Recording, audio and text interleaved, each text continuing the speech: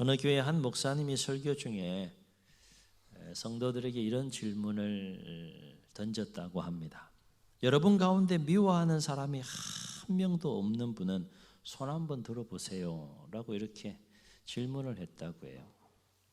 그러자 뒤에 앉아있던 노인 한 분이 손을 이렇게 들더랍니다. 그래서 목사님은 감격스러운 목소리로 어떻게 하면 그렇게 할 수 있는지 말씀해 주세요 라고 했더니 노인은 힘없는 목소리를 이렇게 말을 했다고 해요. 전에 많이 있었는데 다 죽었어. 전에 많았는데 다 죽었어. 유명한 유머인데 여러분 처음 듣는 것처럼 이렇게 웃어주셔서 참 좋아요. 그만큼 사람을 사랑하는 것이 결코 쉽지 않다는 거죠. 여러분 쉽습니까? 쉬워질 수 있기를 주의 이름으로 축원합니다. 엄마와 아빠 그리고 7살 난 아들 그리고 5살짜리 딸이 함께 살고 있었는데 어느 날 아빠가 아들과 딸을 데리고 등산을 가다가 그만 교통사고를 당해서 아들이 심하게 다쳤다고 합니다. 응급수술을 받던 중에 피가 필요했는데 이 아들과 같은 피를 가진 사람이 가족 중에는 5살짜리 이 딸밖에 없는 거예요. 아빠는 잠시 고민을 하다가 다급한 아빠가 딸에게 조심스럽게 물었다고 합니다. 얘야, 너 오빠에게 피를 좀 줄 수 있겠니? 딸아이는 아빠의 이 질문을 받고 잠시 무엇인가 골똘히 이렇게 생각하는 듯 하더니 고개를 끄덕였습니다. 그리고 수술이 끝난 뒤에 의사가 수술이 성공적으로 끝이 났다고 말해 주었고 그때까지 딸아이는 침대에 가만히 누워 있었는데 그 딸에게 아빠가 말을 합니다. 내 덕분에 오빠가 살게 되었어. 그때 아빠의 말을 들은 딸이 낮은 목소리를 이렇게 물었다고 합니다. 와, 정말 기뻐요. 그런데 나는 언제 죽게 되나요? 딸이 이렇게 질문하는 거예요. 딸은 이 말에 아빠는 깜짝 놀라 딸에게 묻습니다. 죽다니 네가 왜 죽는단 말이냐? 안 죽어. 아빠가 이렇게 대답을 하자 딸은 계속해서 놀라운 대답을 아빠에게 합니다. 피를 뽑으면 곧 죽게 되는 게 아닌가요? 5살짜리가 너무 많은 걸 알아. 피를 뽑으면 곧 죽게 되는 것 아닌가요? 딸의 이 말에 잠시 아빠가 숙연해졌습니다. 잠시 침묵이 흐른 후에 그 딸에게 이렇게 입을 열었습니다. 그럼 넌 죽을 줄 알면서 오빠에게 피를 주었단 말이냐? 이때 딸은 이렇게 대답했다고 합니다. 예, 전 오빠를 사랑하거든요. 이게 실화인지 만든 예화인지는 잘 모르겠지만 한 가지 분명한 사실은 진정한 사랑은 정말로 사랑하게 되면 놀라운 힘을 갖는다는 거예요. 진정한 사랑에는 놀라운 힘이 있다는 것이죠. 모든 것을 희생하고 헌신할 수 있는 것부터 해서 그러한 사랑으로 인해서 놀라운 역사와 일들이 또 일어나게 되는 것이죠. 사람을 진정으로 사랑한다는 것 얼마나 아름다운 일입니까? 그렇죠? 당연한 건데 쉽지 않은 것이기도 하지만 얼마나 아름다운 거예요. 그렇죠?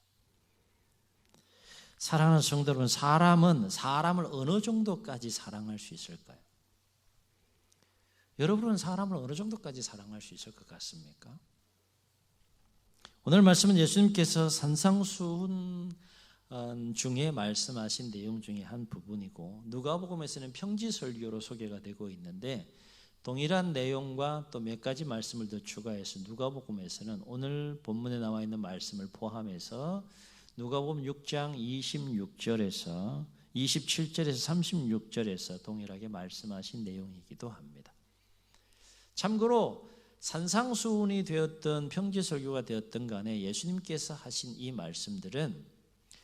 말씀들을 듣고 그 삶 속에 구체적으로 적용하고 실천해야 될 1차적인 대상은 예수님을 전혀 모르고 믿지 않고 따르지 않는 자들이 아니라 예수님의 제자들을 향하여 말씀하신 내용이라는 거예요. 좀 더 특별한 관계 속에 있는 그 제자들을 향하여서 말씀하신 것이 산상수훈이고 또 평지, 누가복음에는 평지설교라고 하는 것이죠.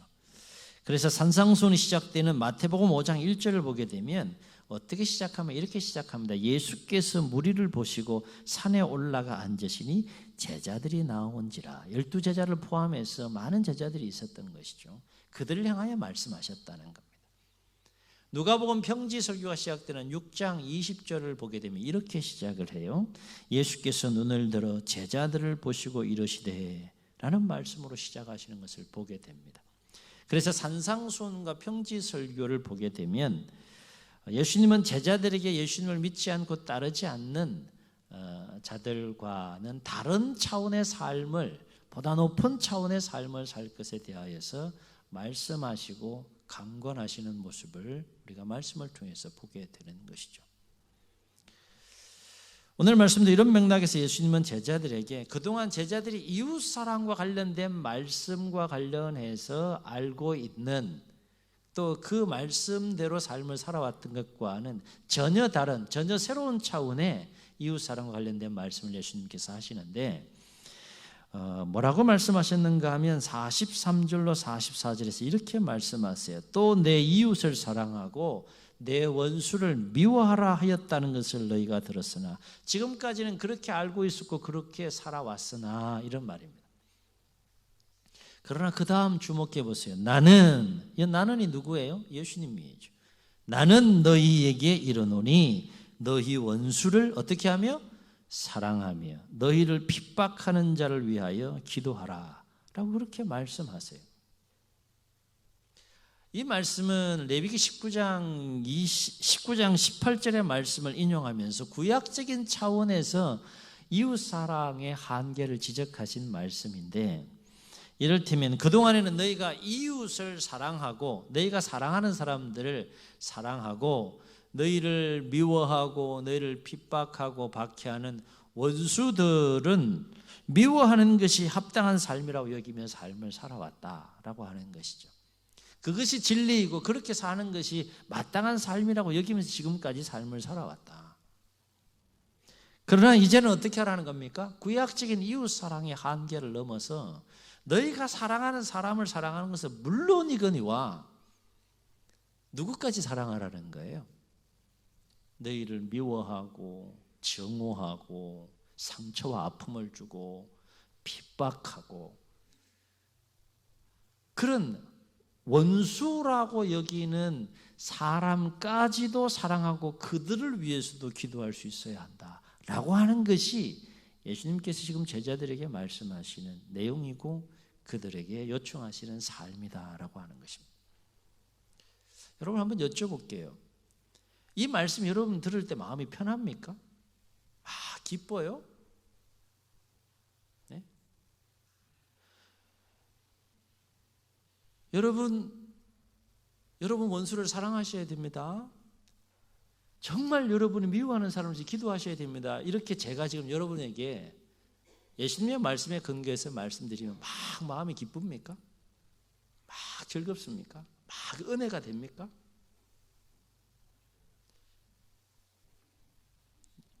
이제 그 표정의 의미를 제가 대충 알아요. 현재 2000년 전에 예수님께서 제자들에게 직접 코앞에서 이렇게 말씀하신 내용을 현재 우리가 들어도 부담이 되는데,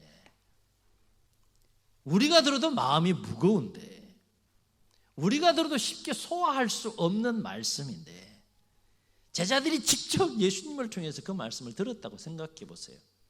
그동안은 원수를 미워하는 그게 진리예요. 그게 옳은 삶이에요. 합당한 삶이고 그게 당연한 거예요. 그런데 지금 예수님 뭐라고 말씀하시는 거예요? 그거 아니다. 지금부터는 그 원수를 사랑하고 그들을 위해서 기도하는 삶을 살 수 있어야 된다 라는 말씀을 제자들이 들었을 때에 얼마나 황당하고 얼마나 의아하고 얼마나 충격적인 말씀이었겠는가 생각해 볼 수 있는 것이죠. 유대인의 전통적인 가치관과 그 개념으로는 도저히 납득할 수 없는, 도저히 수용할 수 없는 그런 말씀이었기 때문에 지금 우리가 듣는 것보다는, 우리가 지금 그 말씀에 대해 반응하는 것보다는 더 충격적인 마음을 가지고 예수님의 이 말씀을 듣고 있는 제자들의 모습을 우리가 생각해 볼 수 있다는 거예요. 그러면서 예수님은 왜 그렇게 사랑해야 하는지 중요한 두 가지 이유를 말씀하셨어요. 너희가 나의 제자로서 왜 원수까지도 사랑하고 그들을 위해서 기도하는 삶을 살아야 하는지, 그러한 삶이 왜 너희들의 삶이 되어야 하는지에 대해서 예수님께서 두 가지 중요한 이유를 말씀하시는데, 첫째는 그래야 하늘에 계신 너희 아버지의 아들이 될 수 있다라고 말씀하세요. 다시 말해 하나님의 자녀라면 너희가 사랑하는 사람을 사랑하는 그건 당연한 것이고, 너희를 핍박하고 미워하고 박해하고 힘들게 하는 그 원수들까지도 사랑하고 그들을 위해서 기도할 수 있어야 한다라고 하는 거예요. 다시 말해 너희는 하나님을 알지 못하는 세상 사람들과는 다른 하나님의 자녀들이기 때문에, 하나님 나라의 백성들이기 때문에 그와 같은 삶을 살아야 된다라고 지금 예수님께서 말씀하고 계시는 겁니다. 그런데 예수님은 이보다 더 중요하고 더 본질적인 이유에 대해서 말씀하시는데, 그것은 뭔가 하면 하나님의 자녀이기 때문에도 그렇게 살아야 되겠지만, 더 본질적이고 중요한 이유는 뭔가 하면 하나님이 그렇게 사랑하시기 때문에 너희도 그렇게 사랑하는 삶을 살아야 된다는 거예요. 깨닫고 도전이 될 수 있기를 주의 여러분 축원합니다. 하나님의 자녀와 백성들은 하나님이 하면 하는 거예요. 이유가 없습니다. 하나님의 자녀이기 때문이기도 하지만, 하나님이 그렇게 하시면 그렇게 해야 하고 그렇게 삶을 살아야 하는 것이 하나님의 자녀와 백성들이고 하나님 나라의 백성이라는 거예요. 이 말은 곧 너희가 이웃을 사랑하는 것에는 그 대상에 제한이 있을 수 있겠지만, 우리가 교회 안이든 교회 밖이든 인간관계를 하다가 보면 항상 사랑하는 사람들만 있는 것은 아니잖아요. 아, 그렇습니까?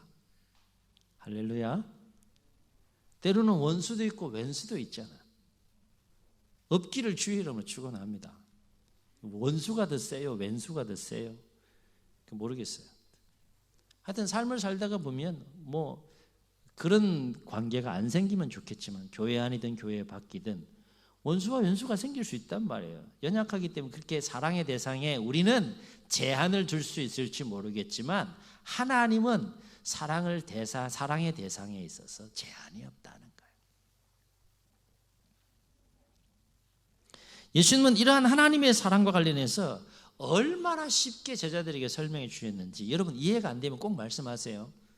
어떤 예를 들었는가 하면 해를 비추고 비를 내리는 것 관련해서 설명하셨어요. 이를테면 하나님께서 해를 비추는데 악인과 선인이 있는데, 오늘같이 추운 날은 이렇게 선한 사람에게는 해를 쫙 비춰주고, 악한 사람에게는 해를 탁 가려주고, 하나님 그런 분이 아니라는 거예요. 동일하게 해를 비추는데 누구에게? 악인에게도 선인에게도 동일하게 하나님 해를 비추신다. 그게 하나님의 사랑이다. 비를 내리는 것도 마찬가지. 의로운 자가 있고 불의한 자가 있는데 하나님께서는 구분해서 그렇게 비를 내리시는 것이 아니라 의로운 자에건 불의한 자에건 동일하게 비를 내려주신다. 그것이 하나님의 사랑이다라고 지금 아주 쉽게 예수님께 제자들에게 설명해 주고 있어요. 이해 안 되시는 분 계세요? 얼마나 쉬워요. 실천하기가 어려워서 그런 것이지. 이런 거 사랑의 대상과 관련하여 그 사랑에 대한 대상에 대한 기준을 내가 사랑하는 자에 두지 말라는 거예요. 내가 사랑하는 자의 기준을 두고 제한하거나 국한하지 말라는 겁니다. 그 기준을 어디에 두라는 거예요? 하나님이 사랑하는 자의 기준을 두고 사랑하라는 거예요. 아멘. 아멘. 그러면 문제가 생길 수 있어요. 우리 가운데는 주관적으로 문제가 생길 수 있어요. 내가 사랑하는 자의 기준을 두고 사랑하면 전혀 문제가 없어요. 그렇죠? 사랑하는 자를 사랑하고 미워하고 미워하는 사람 미워하면 돼. 그럼 편해요. 근데 기준을 하나님이 사랑하는 자의 기준을 두고 사랑하게 되면 주관적으로 나에게 문제가 생길 수 있는, 어떤 문제가 생깁니까? 나는 미워 죽겠는데 하나님은 사랑해 그 사람을. 그럼 어떻게 하라는 거예요? 알아서 하세요. 나는 정말 미워 죽겠어. 정말 미워 죽겠어. 그런데 하나님은 그 사람을 사랑해. 그러면 난 어떻게 하라는 거예요? 그 사람을 사랑하라는 거예요. 얼마나 놀라운 말씀입니까? 얼마나 높은 차원의 지금 삶을 예수님께서 제자들에게 지금 요구하고 있는 거예요. 그래야 우리가 하나님의 자녀라 할 수 있다라고 하는 것입니다. 그러면서 예수님께서는 46절 47절에서 제자들을 향하여 이렇게 반문해요. 너희가 너희를 사랑하는 자를 사랑하면 무슨 상이 있으리요? 세리도 이같이 아니하느냐. 유대인들에게서 세리는 인간도 아닙니다. 창기와 같은 부류에 속한 사람들로 그렇게 취급받았던 직업에 속한 사람들이 세리였어요. 세율을 높여서 원래 책정해야 될 세율보다 더 많이 높여서 그 이윤을 가지고 먹고 삶을 살았기 때문에 그 세리들에 대한 그 인식이 아주 안 좋았던 거죠. 그런데 예수님 뭐라고 말씀하시는가 하면 사랑하는 자를 사랑하는 건 세리도 그와 같은 사랑을 한다, 그 얘기입니다. 계속해서 말씀하세요. 또 너희가 너희 형제에게만 무난하면 남보다 더하는 것이 무엇이냐? 이방인들도 이같이 아니하냐? 유대인들에게 이방인들은 아주 낮은 존재들이었죠. 유대인들과는 비교할 수 없는 존재로 이방인들을 여겼었죠. 그런데 그 이방인들도 사랑하는 자를 사랑하는 것, 그건 그들도 한다. 여기서 세리와 이방인은 예수님의 제자와 대비되는 자들로서 하나님 나라에 속한 자들이 아니라 세상에 속한 자들을 대표하는 인물들이라 할 수 있겠는데요.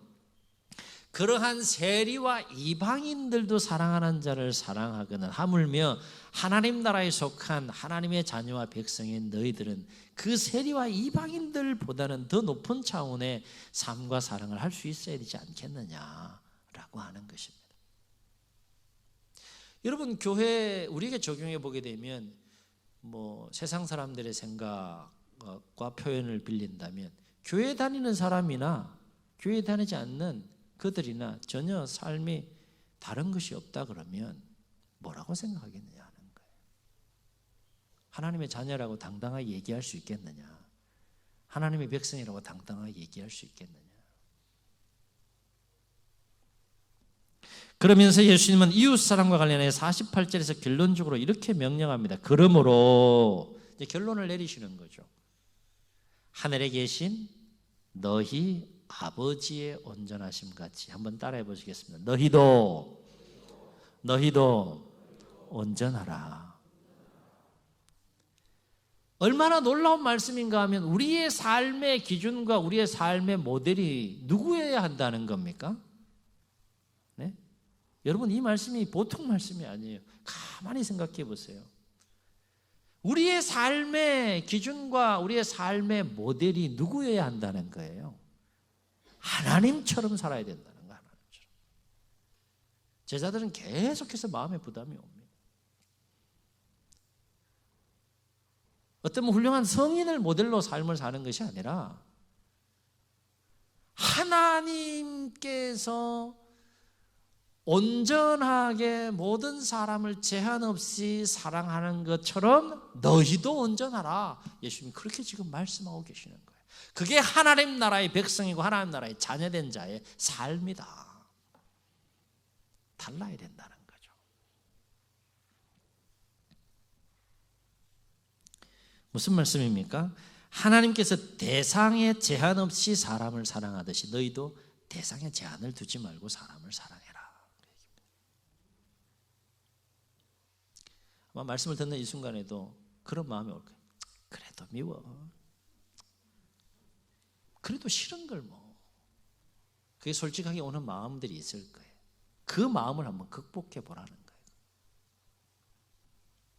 분명한 사실은 이거 예언은 아니지만 정말 받아들이기 힘들고 내 믿음의 분량과 수준에서는 수용하기 힘들어도 기도하면서 주신 마음을 따라 그 말씀에 순종하면 그동안 삶을 살아오면서 한 번도 경험해 보지 못한 놀라운 그 말씀을 통해 부어주신 하나님의 은혜를 누리게 된다는 거예요. 아멘. 체험할 수 있기를 주의 이름으로 축원합니다. 이거는 설명할 수 있는 것이 아니라 그 말씀에 순종함으로 체험할 수 있어야 되는 거예요. 여러분 정말 원수가 있다고 한번 생각해 보세요. 뭐 없으면 좋겠지만 원수가 있다고 생각해 보세요. 오늘 말씀을 듣고 정말 내가 도전이 돼서 한번 말씀에 순종해 보겠다라고 순종하며 나아갈 때 어떤 은혜가 임할지 한번 생각해 보시고, 그래도 나는 마음의 문을 닫고 그냥 이대로 살래, 그 사람에게 임하는 은혜의 분량하고 어느 게 더 하나님의 그 은혜의 분량이 크겠어요? 여러분 한번 생각해 보세요. 여러분 한번 생각해 보시기 바랍니다.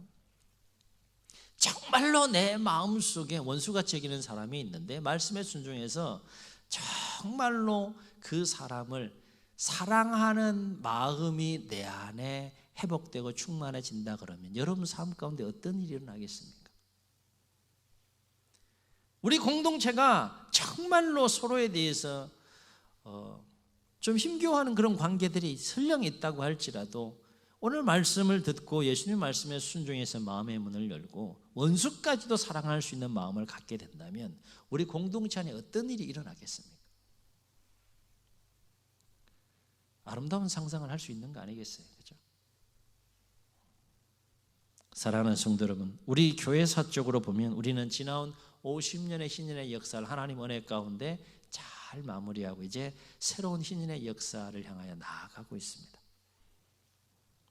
이러한 중요한 때를 살아가면서 우리가 예수님과 함께 새로운 신년의 역사를 새롭게 써가기 위해서 개인적으로, 여러분 개개인적으로 그리고 공동체적인 차원에서 반드시 온전한 하나님의 사랑으로 극복해야 할 사랑의 대상은 없으신지요? 사실 오늘 말씀 보면 인간적인 그 수고와 열정과 의지와 노력만 가지고 오는 예수님의 말씀을 실천할 수 없는 부분을 무엇을 통해서 알 수 있는가 하면 원어를 통해서 보면 알 수 있는데, 원수를 사랑하라라고 하는 사랑하라는 단어는 어떤 인간 사람과 사람 사이 우정과 같은 그런 필리어와 같은 그런 사랑의 차원이 아니라 아가페라는 단어를 사용해요. 그 얘기는 뭔가 하면 하나님의 사랑이 내 안에 충만하게 역사하고 그 하나님의 사랑을 내가 깊이 깨달을 때 그 온전한 하나님의 사랑에 힘입어서 이와 같은 예수님의 말씀에 순종하며 삶을 살 수 있다는 것입니다. 어찌 되었건 우리가 새로운 신년의 역사를 향하여 나아가면서 개인적으로 극복해야 될 사랑의 대상들이 있다면 공동체적으로 극복해야 될 사랑의 한계와 대상들이 있다면 우리가 극복해 가야 되지 않겠느냐 하는 거예요. 남녀 전도회 이제 오늘 또 다음 주 우리 계획하고 또 새롭게 모임을 가져보려고 하는데 얼마나 번거로워요. 좋은 게 좋은 건데, 그죠? 그동안 편하고 좋았는데 막 이렇게 흩어놓는 것 같아. 얼마나 마음이 불편해요. 그러나 편하고 익숙하다고 해서 항상 좋은 것이 아니고 그것이 약이 될 수도 있지만 독이 될 수도 있는 것을 성경을 통해서 보게 됩니다. 한 가지 분명한 사실은 뭔가 하면 시간의 흐름상으로 우리가 새로운 희년의 역사에 접어들었는데 여전히 우리들 모습들 가운데는 서로를 향하여 마음을 굳게 닫고 끼리끼리 모이는 그런 모습들은 우리 모습들 가운데 없는지 한번 돌아볼 수 있는 시간들이 되었으면 좋겠습니다. 한 가지 분명한 사실은 뭔가 하면 하나님의 모든 새로운 역사 앞에는 반드시 하나님과의 관계와 또 사람들과의 관계가 새롭게 회복되지 않고는 결코 새로운 하나님의 역사가 없다는 겁니다. 성경을 읽어나가면서 하나님께서 계획하신 새 일을 진행하실 때 반드시 그 앞에는 어떤 역사가 있는가 하면 관계에 대한 회복의 역사가 반드시 있어요. 하나님과의 관계가 반드시 회복될 것을 하나님께서 요청하시고 그렇게 회복시키는 모습을 보게 되고, 하나님과의 관계를 회복시키겠다는 건 뭘 회복시키겠다는 거예요? 서로의 관계를 회복시키겠다는 거예요. 이 포인트를 가지고 성경을 읽어나가실 때 우리 교회가 또 올해 들어서 특별히 성경을 또 많이들 읽고 계신데 성경을 쭉 읽어가시면서 이 부분도 한번 기억하시면서 읽어보시면 또 새롭게 다가오는 은혜가 분명히 있다는 거예요. 반드시 하나님은 하나님의 새 일을 감당하기 전에 관계에 대한 회복을 반드시 요청하시고 정리하시고 넘어가시는 모습을 보게 된다는 것입니다. 사랑하는 성도 여러분, 교회가 더욱 하나님의 새로운 은혜와 역사 가운데 나아가기를 원하십니까? 그렇다면 교회가 새로워지기를 원하기 전에 우리가 더욱더 하나님을 사랑하는 일에 그리고 서로를 사랑하는 일에 우리 자신이 먼저 새로워져야 될 부분은 없는지 돌아보시면서 기도할 수 있기를 주의 이름으로 축원합니다. 새로운 신년의 역사 앞에 놓인 우리 모두에게 오늘도 예수님은 이렇게 말씀하고 계십니다. 하늘에 계신 너희 아버지의 온전하심 같이 너희도 온전하라. 하늘에 계신 너희 아버지의 온전하심 같이 너희도 온전하라. 하나님의 말씀이죠. 순종해야 될, 마음에 새기고 순종해야 될 하나님의 말씀이죠. 바라옵기는 오늘 예수님의 이 말씀을 우리 심령에 깊이 담고 새기면서 묵상하며 온전한 하나님의 사랑에 힘입어서 서로에 대한 사랑의 한계를 계속해서 극복해가는 아름다운 몸부림과 사귐과 교제가 우리 가운데 넘쳐날 수 있기를, 그래서 더욱더 건강하고 행복한 주님의 교회로 든든히 세워져 갈 수 있기를 예수님의 이름으로 축복합니다. 축복합니다. 우리 말씀을 기억하시면서 함께 찬양하시고 한번 통성으로 기도하시겠습니다. 형제의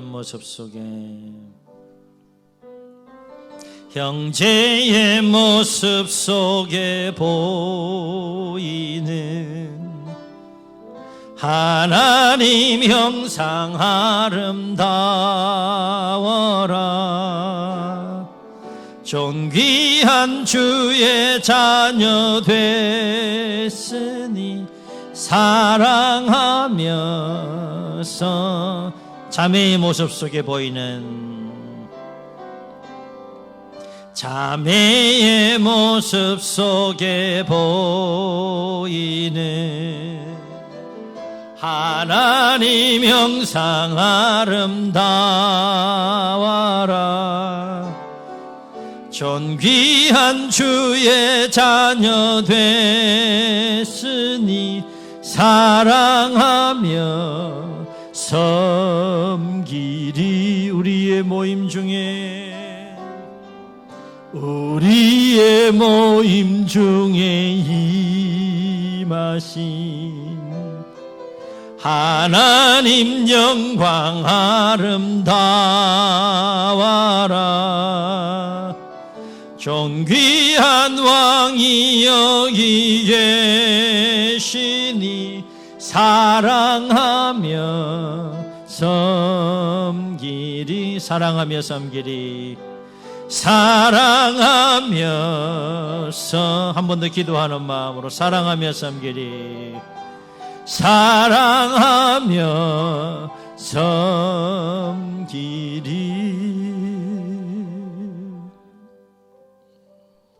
주님 눈을 감고 우리 말씀을 기억하시면서 한번 도전 기도하시겠습니다. 예, 하나님도 아십니다. 우리 연약함 아십니다. 미워할 수밖에 없는 사람들, 또 싫어할 수밖에 없는 사람들, 분노하고 정오할 수밖에 없는 사람들, 멀리하고 싶은 사람들, 우리 연약함 때문에 그러한 모습이 있는 거 하나님도 아십니다. 그럼에도 불구하고 오늘 예수님을 통해서 우리에게 말씀하십니다. 그래도 너희들은 하나님의 자녀요 하나님 나라의 백성이 아니냐. 그래도 내가 그들을 사랑한다면 너희도 그들을 사랑해야 되지 않겠느냐. 하늘에 계신 너희 아버지의 온전하심 같이, 하늘에 계신 너희 아버지의 온전하심 같이 하나님의 자녀된 너희들도 온전한 삶을 살아야 되지 않겠느냐. 그렇게 말씀하시고 도전하지 않습니까? 오늘 내가 온전하신 하나님의 사랑으로 극복해야 될 대상들은 없는지요?